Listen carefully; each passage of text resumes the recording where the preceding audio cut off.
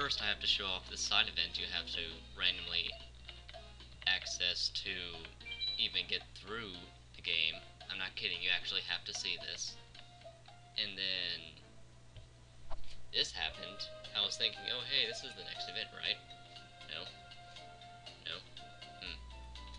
I always thought you would find a lot sooner. And then this.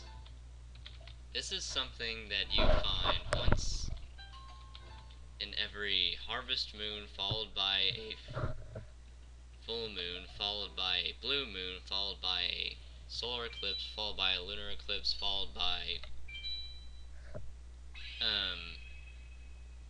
rolling 3 die and getting them to be all 6.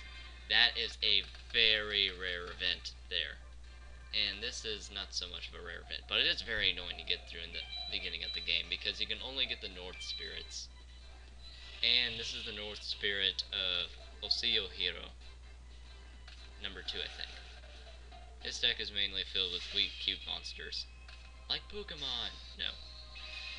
Mainly filled with weak, cute monsters that are just a very bad deck in general. And not to mention, even when you get Oseo Hero, I don't know why I'm speaking in such a Spanish accent. I guess it's because the double L make me think Oseo. Even once you get him, he has a horrible effect. All he does is help you with the quizzes, and as I've said before, the quizzes do absolutely nothing. Except give you one title that isn't even really that good compared to a lot of the other titles you can get.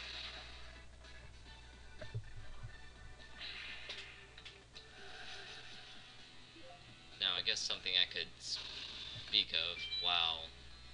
Hold on a second.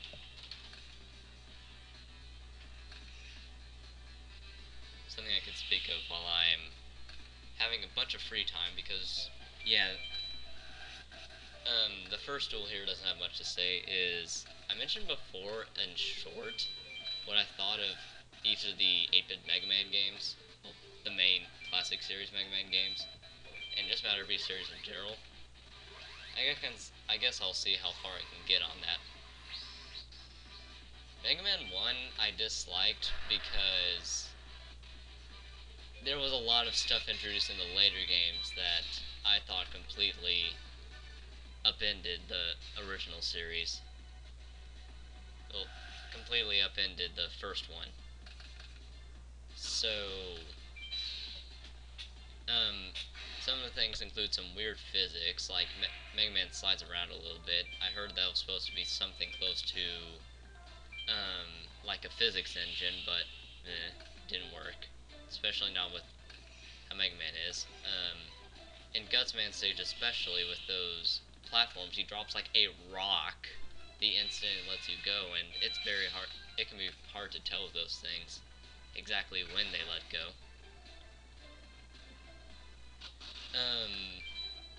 The bosses could either be way too easy or way too difficult. Way too easy ones were Cubman and Gutsman. Way too difficult ones were Iceman, Fireman, Elecman, and...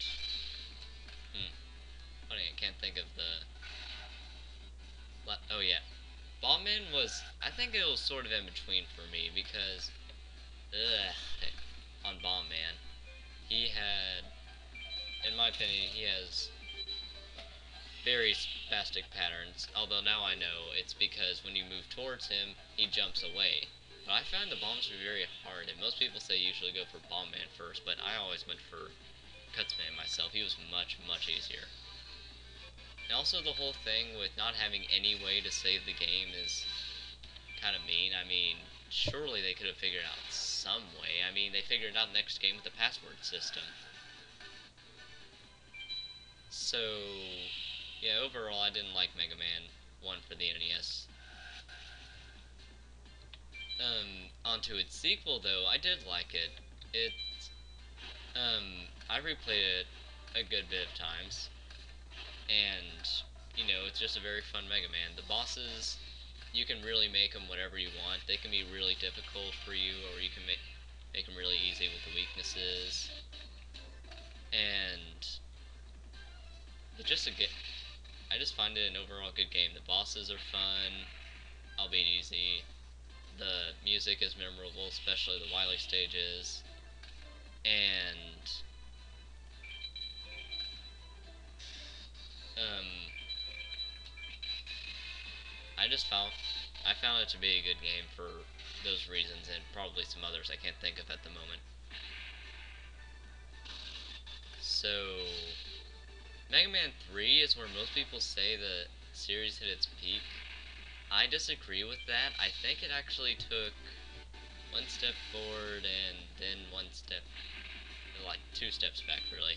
I was gonna say one step back, but that would just mean it didn't change much, which are some of the other series. But um, the main thing I didn't like about Mega Man 3 was it. The stage designs were really, really, really spread apart. In that, when you die, you may go back. There may be only one place, and you have to go all the way back and redo that. And as I said before, replaying stuff ad nauseum at a hard difficulty is not how metagaming works nowadays. So I didn't like that. I mean, the Doc Robot stages are torturous.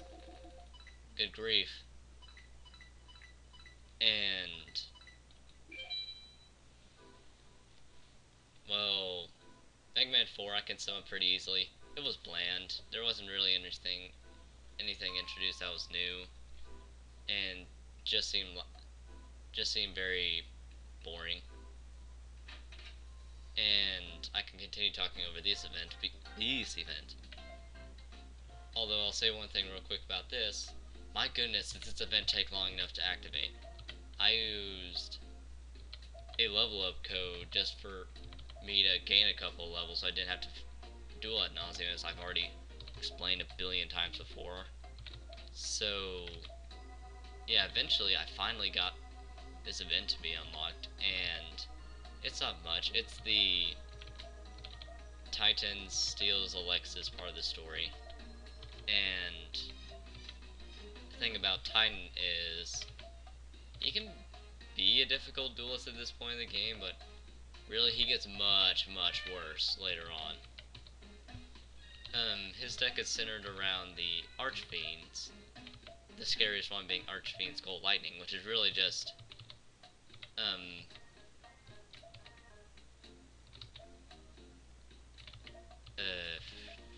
Skullfiend, I think is its name. The 2500 6-star monster. Can't believe I can't think of its name off the top of my head.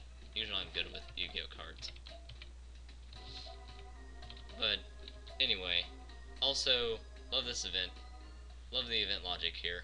Now, true, Crowler does admit later on that he didn't know that the Shadow Games would have killed them, but it's still pretty extreme to hire a guy that deals in something called the Shadow Games, which is usually something that you tell little children to spook them, and it turns out it's real because then, hey, you lose your soul if you lose. My goodness. So, Titan, he's not too bad here. You do gotta watch out for his field spell Pandemonium. My goodness, that can really turn the duel around because he will use it to allow him to too many twos. Will use it to allow him to keep the Archfiends without having to do any life points sacrifice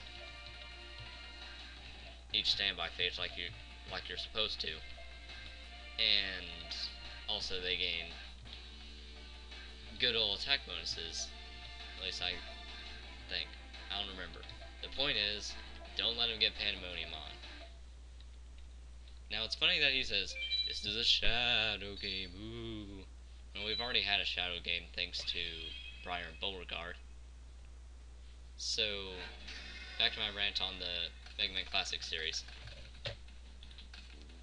Mega Man 5 is one of the worst of the Classic series because 5 had difficulty issues in that Proto Man's castle is a pain, Wily's castle is a pain, and you can make it easier by collecting 8 sorta kinda difficult to collect letters that spell out Mega Man 5 and get Beach, who breaks the game and is almost kinda needed on some parts. And I just didn't like it. It didn't really add anything to me. It just kind of was there. And then Mega Man 6. I actually like Mega Man 6. I think it did a good job at finishing off the classic series for the NES. It added new stuff, which was namely the Rush adapters. It had some really good music, and I found it to be pretty fun. True, some people say it's too easy, but really, Mega Man 2, done. Okay, now for Mega Man 7. Not to join the bandwagon here, but I'm not a big fan of Mega Man 7. Which is probably stemming from my big dislike for the RPG elements of Mega Man X, where you have to gain crap to level to get stronger and stuff. It started adding some of those in, and while it's not required, most of the items are very good, so you're probably gonna get those just for the effects. Which means you gotta try and find them, and if you don't feel like finding them, use a guide in the... Not to mention, it was really weird in terms of difficulty. Some points it was really easy, and other points it made you want to pull your hair out, namely the final boss. Good grief, the final boss. Now, Mega Man 8. Personally, I really dislike Mega Man 8. I found it to not really introduce much stuff, and it was really freaking difficult my first playthrough. Good grief, it was really freaking difficult my first playthrough. I like saying namely a lot right now. Namely the jump, jump, slide, slide sections. And then even the bosses of the fortress stages made me want to pull my hair out or anything like that. And just, I can't put into words how hysterically bland and annoyed I am of Mega Man 8's existence. Now, Mega Man 9 is kind of a newer game, but I like it. It brought back the old game style. It had some cool weapons. You were able to play as Proto Man if you wanted to shelve out the money for it. I love the bosses. I love the well, it's neat to look at too, seeing how they are using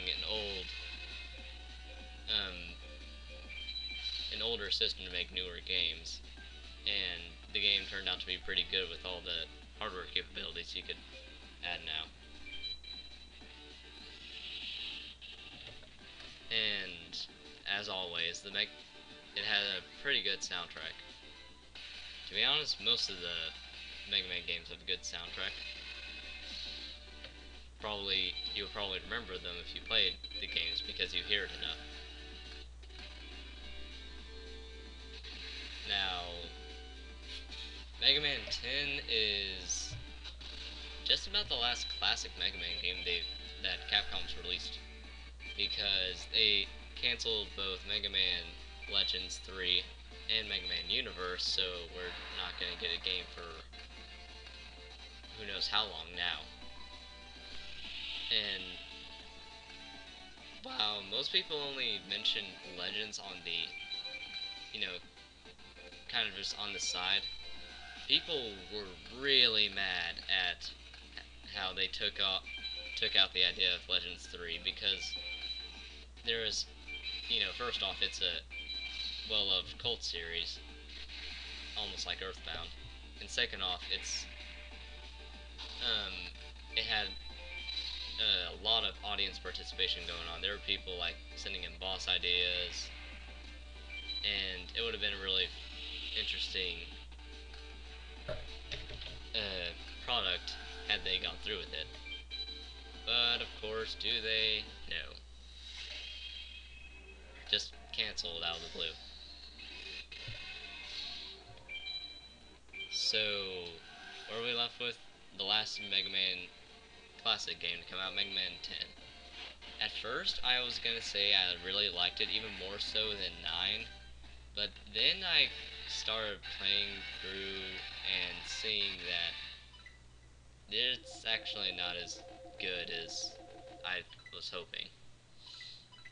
I mean, it's almost like Mega Man 4, it's kind of bland. The bosses aren't as interesting, and it went way back in that now it seems like the checkpoints in a stage have decreased to a whole two again, the beginning and the middle.